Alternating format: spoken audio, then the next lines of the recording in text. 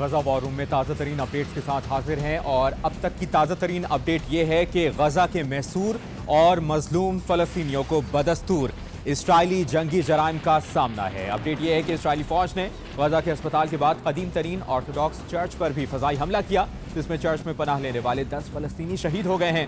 खान यूनिस में 6 घरों पर मीज़ाइल हमलों में 40 फ़लस्तीनी शहीद और 60 से ज़ायद जख्मी हो गए हैं। गजा की तरह मगरबी किनारे में भी फ़लस्तीनियों को रियासती दहशतगर्दी का सामना है। मगरबी किनारे के नूर-उश-शम्स पनाहगुज़ीन कैंप पर हमले में 12 फ़लस्तीनी शहीद हो गए हैं। 7 अक्टूबर के बाद इस्राइली हमलों में शहीद फ़लस्तीनियों की तादाद 3900 तक पहुँच गई है। शुहदा में 1500 से ज़ायद बच्चे, 1000 ख़वातीन और 120 ज़ईफ़ुल उम्र बुजुर्ग शामिल हैं। अमरीकी सदर और बरतानवी वज़ीर-ए-आज़म की हिमायत मिलने के बाद किसी भी वक्त गजा पर इस्राइली फ़ौज के ज़मीनी हमले का भी इम्कान है। हमास के रहनुमा इस्माइल हनिया की अरब और मुस्लिम दुनिया से अपील, कहा इस्राइल की जानिब मार्च किया जाए ताकि मजलूम फ़लस्तीनियों को सहूनी जारियत से बचाया जाए। दूसरी तरफ आलमी बिरादरी मजलूम फ़लस्तीनियों तक इमदाद ना पहुँचा सकी। रफ़ा का बॉर्डर आज भी बंद रहने का खदशा है। जो बाइडन 20 इमदादी ट्रक भिजवाने की इजाज़त का दावा, जो बाइडन का ये दावा पूरा ना हो सका। WHO ने 20 इमदादी ट्रकों की इजाज़त को समंदर में खतरा करार दे दिया।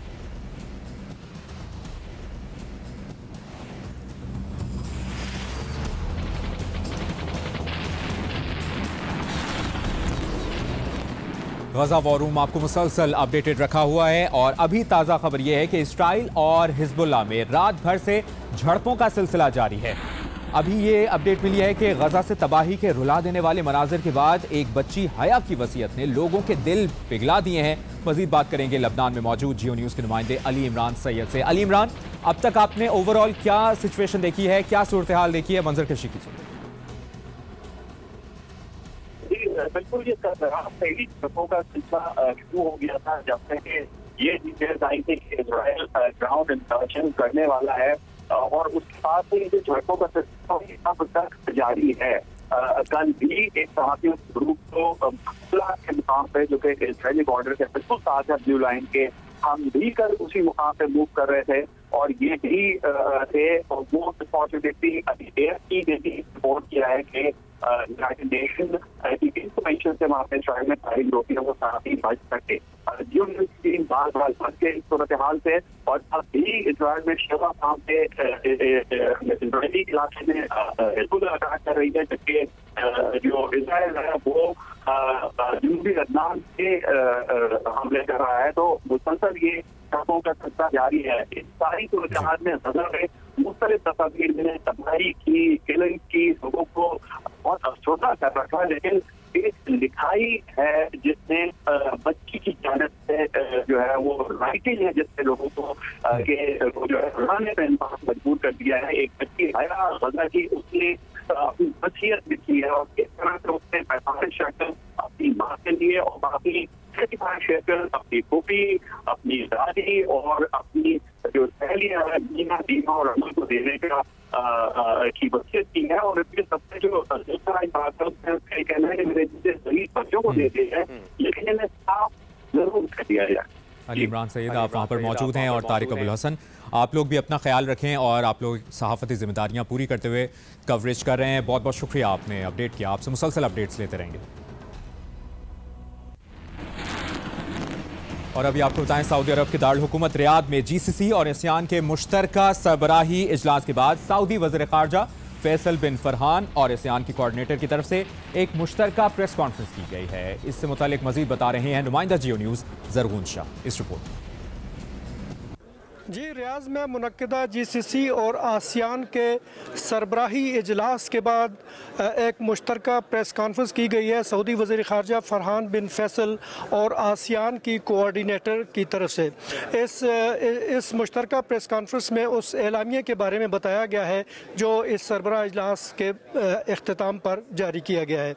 इस एलामिया में सबसे जो इम्पोर्टेंट इसके नुकात हैं वो ये हैं कि ASEAN और GCC ने मिलकर फ़लस्तीन में दोनों तरफ जो सिविलियंस डेथ हुई हैं उनकी मजम्मत की है और उसमें कहा गया है कि सीज़ फायर को फ़लस्तीन में यकीनी बनाया जाए, अमन को बहाल किया जाए। और तीसरा नुक्ता उसका ये है कि इंसानी इमदाद की यानी ह्यूमैनिटेरियन एड जो है उसकी फौरी सप्लाई की जाए मैसूर गज़ा में मैसूर फ़लस्तीनियों को। इसका एक और पॉइंट ये है कि तमाम हॉस्टेजेस जितने भी हैं उन्हें फौरी तौर पर रिहा किया जाए।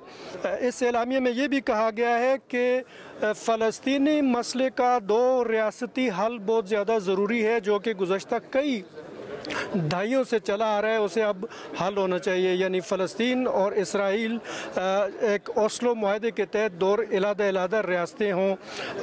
इस एलामिया का एक पॉइंट ये भी था। और जो मुश्तरका एलामिया उसका एक पॉइंट ये भी है कि सऊदी अरब लीग और EU की जो तमाम कोशिशें हैं मसला फ़लस्तीन के हल के लिए उनको सराहा गया है। इस मुश्तरका प्रेस कॉन्फ्रेंस में सऊदी वज़ीर ख़ारजा फैसल बिन फरहान ने बहुत ज़्यादा ज़ोर दिया फ़लस्तीन के इशू पर, गज़ा में फौरी तौर पर सीज़ फायर के लिए, अमन की बहाली के लिए और सबसे ज़रूरी ह्यूमैनिटेरियन एड की सप्लाई के लिए है। तो मैं एक दफ़ा फिर वाइंड अप कर देता हूँ कि GCC और आसियान के सरबराही इजलास के बाद जो मुश्तरका एलामिया जारी हुआ है उसमें आसियान और GCC के दरमियान इक़्तिसादी तावन के फ़रोग़ के अलावा फ़लस्तीन के मसले पर भी बात हुई है और फ़लस्तीन में फौरी तौर पर गज़ा में सीज़ फायर की ज़रूरत पर ज़ोर दिया गया है, ह्यूमैनिटेरियन सप्लाईज़ पर ज़ोर दिया गया है, गज़ा में सर्विसेज की बहाली पर ज़ोर दिया गया है। कैमरामैन तलत फारूक के साथ ज़रगून शाह, जियो न्यूज़, रियाज़, सऊदी अरेबिया। ज़रगून शाह सऊदी अरब से हमें रिपोर्ट कर रहे थे, मुश्तरका प्रेस कॉन्फ्रेंस के हवाले से आगाह कर रहे थे।